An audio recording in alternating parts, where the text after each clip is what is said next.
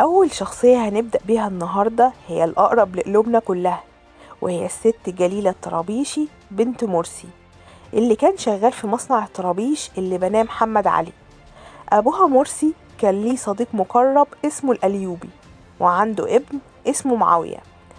جليلة اتخطبت لمعاوية اللي كان مدرس مبتدئ بالأزهر، واتجوز معاوية جليلة وخلفت راضية وشهيرة وصديقة وختمت ببليغ. راضية كانت الأقرب لقلبها، كان معروف عنها إنها موسوعة في الكرامات والغيبيات، بس موضوع أبو الحسن ده ما اتكتبش عنه أي حاجة في الرواية. الموضوع ده كان نقطة الخلاف دايما بينها وبين الشيخ معاوية، وعلى قد ما حاول إنه يعلمها أصول دينها، لكن في أوقات كتير كان بيحتاجها وبيحتاج إنها ترقيه كل ما يمرض أو يستسلم لبخورها، وساعات كان بيردد تعويذها كمان. جليلة كانت شخصية عنيفة، الكل بيعمل لها ألف حساب، علمت ولادها كل اللي عندها، ومحدش بقى زيها غير راضية. حصل مشاكل كتير بينها وبين معاوية، وصلت للتهديد بالطلاق، بس هي كانت جامدة قصاده وعمرها ما خافت، عشان هي بتمتاز بأخلاقها وإنها ست بيت شاطرة. كان دايما بيرجع ويسامح ويستحمل. وكان أصعب موقف عدت بيه هو بعد ما خطب عمرو بنتها راضية ومات الشيخ معاوية، ووقت ما كانت بتصوت على فراق حبيبها وزوجها، جت هدايا الزفاف من عمرو لراضية، فخافت جليلة لا يكون فال وحش على بنتها وأحب أولادها ليها. قربت من الشيخ معاوية وطلبت منه الغفران والسماح، وراحت أوضة تانية ووقفت ورا الشباك وقعدت تزغرط، ورجعت تاني لأوضة الشيخ معاوية عشان تكمل صريخ عليه.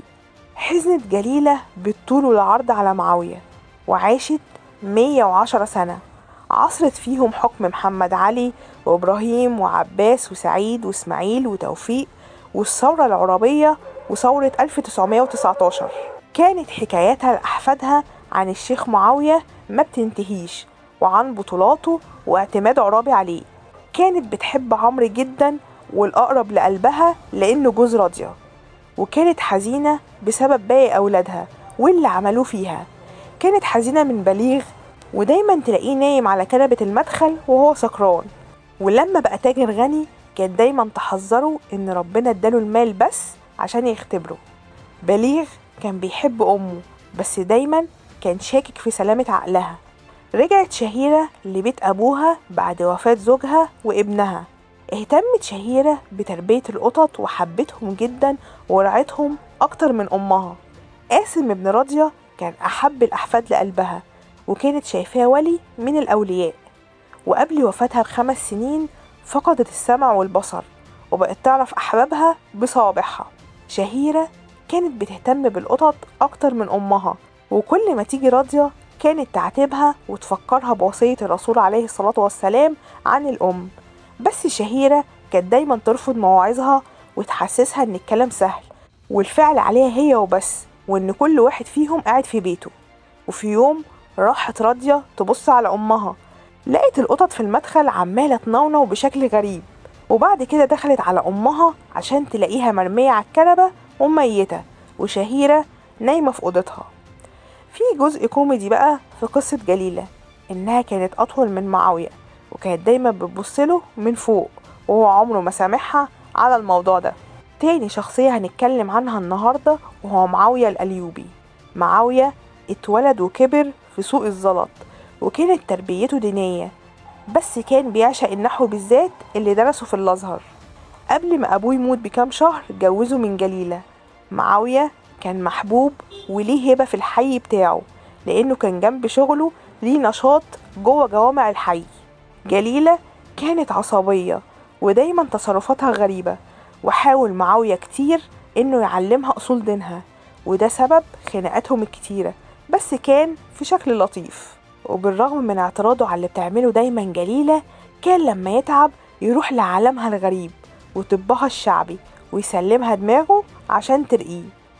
جليلة بقت أشهر من معاوية في الحي، وكانت هي ومعاوية بيحبوا بعض جدا، وممكن عشان كده حياتهم استمرت رغم اختلاف أفكارهم. جابت له راضية وشهيرة وصديقة وبليغ، وقامت الثورة العربية والشيخ معاوية كان معاها قلبا وقالبا. وطبعا بعد فشلها واحتلال الإنجليز لمصر اتقبض على الشيخ معاوية واتحكم عليه ب5 سنين.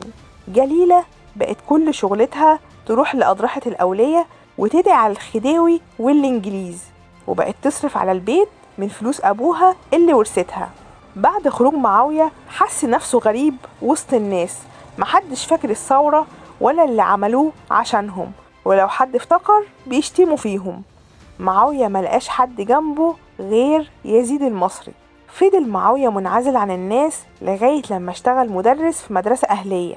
جه في يوم عزيز وطلب ايد بنته راضية لعمرو وقال له محدش هيجوزهم غيرك، بس الأجل سبق ومات بعد خطوبتهم بأسبوع. يوم وفاته جت هدايا العروسة، فاتشقمت جليلة وخافت على بنتها. راحت خارجة من أوضة معاوية لأوضة تانية، وراحت مزغرطة من الشباك، ورجعت تاني جنب معاوية تصوت. واتدفن معاوية في حوش قريب من حوش عزيز في رحاب سيدي نجم الدين. جليلة كانت أطول من معاوية وبتبصله دايما من فوق، وفضل معاوية طول عمره زعلان منها عشان الحركة دي. الظريف بقى إن لما نعمة راحت تخطب راضية لعمرو، أول حاجة قالتها نعمة لرشوانة لما رجعوا البيت: بنتي يا رشوانة، هي راضية أطول من عمرو؟ راحت رشوانة قالت لها: لا ياما، اطمني، عمرو أطول منها. وبس كده.